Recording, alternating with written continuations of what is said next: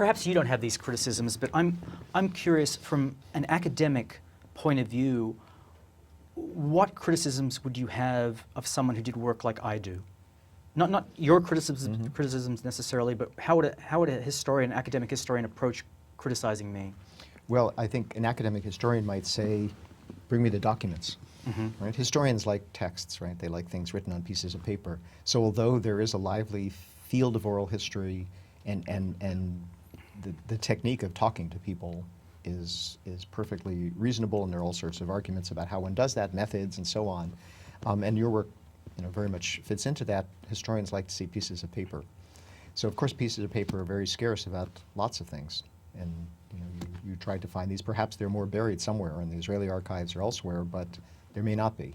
And for many things they're not documented in that sort of way. And especially people who perpetrate these kinds of acts don't necessarily want to write it down, right?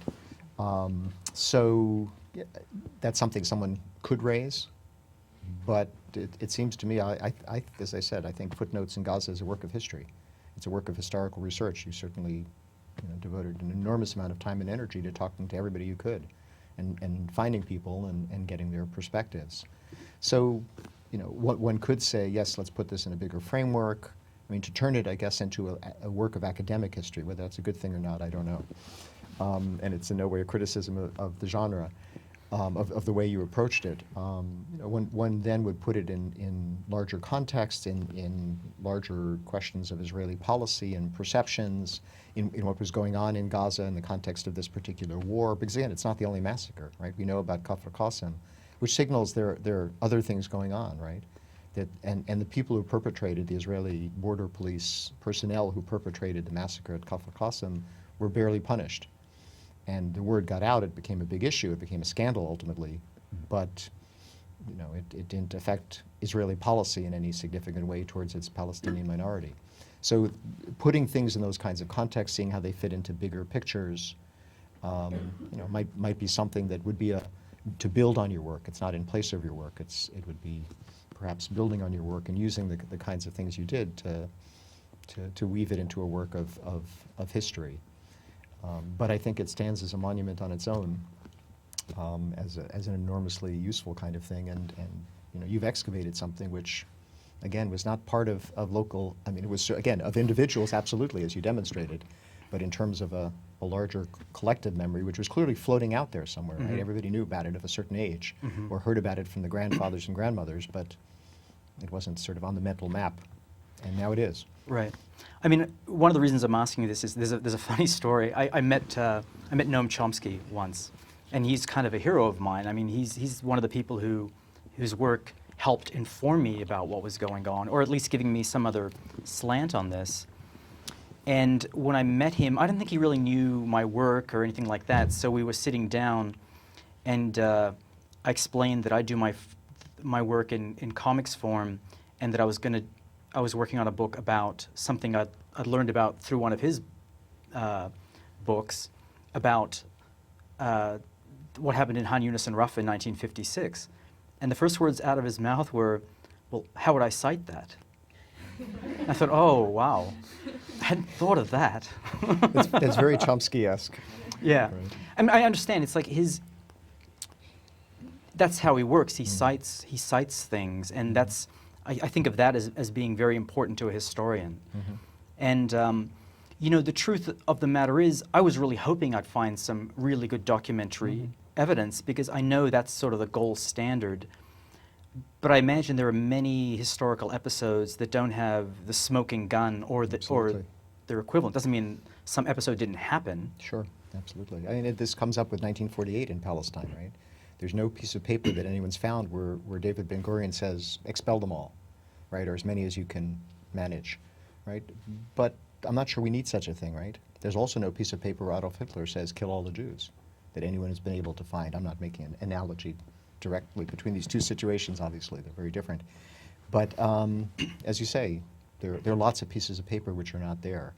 And what is there in many cases is human beings, right? Who you can talk to and who have a memory which has to be respected and made part of the record, right? Even if it's not written down. Right. And my feeling with this story, Footnotes in Gaza, was these people are older. and if I don't do this, then, or if someone doesn't do this, talk to them, then they're going to be gone, and then we're really going to be left with is that, that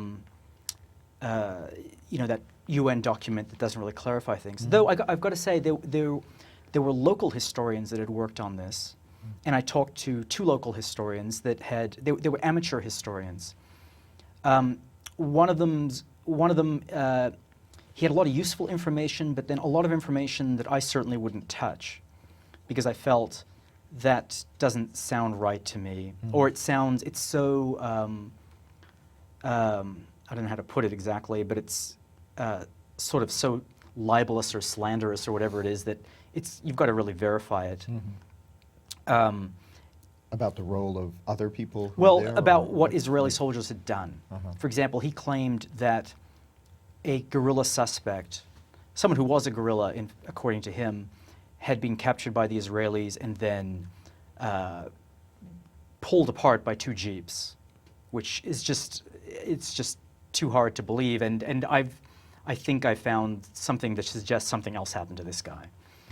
But what I'm curious about is how historians would look at Arab historians, like American historians. It seems like Israeli historians, when an Israeli historian writes revisionist history, that's always very well considered. Whereas I don't hear too much about Palestinian historians and their take on the situation. Well, if you've talked to Benny Morris, you have one perspective on this, right? Right. So Benny Morris did very important work in the 1980s on the origins of the Palestinian refugee, the dispossession of the Palestinians. But if you talk to him, he has no interest whatsoever in the Arab side of things, in Arab sources, in Arab historians. He says flat out there are no Arab historians or Palestinian historians. And there, of course, he's flat wrong. There are lots of Palestinian historians, both sort of academic historians in American, European universities, and Palestinian universities in the West Bank and Gaza and within Israel proper, and people who are not academic historians but producing history of all kinds.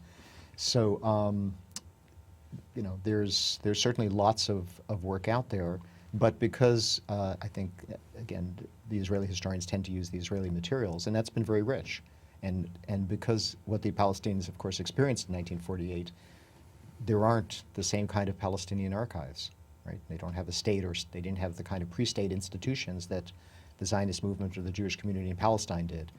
So it's often very difficult to find parallel kinds of things, and to the extent one can find them, they're often buried in the Israeli archives.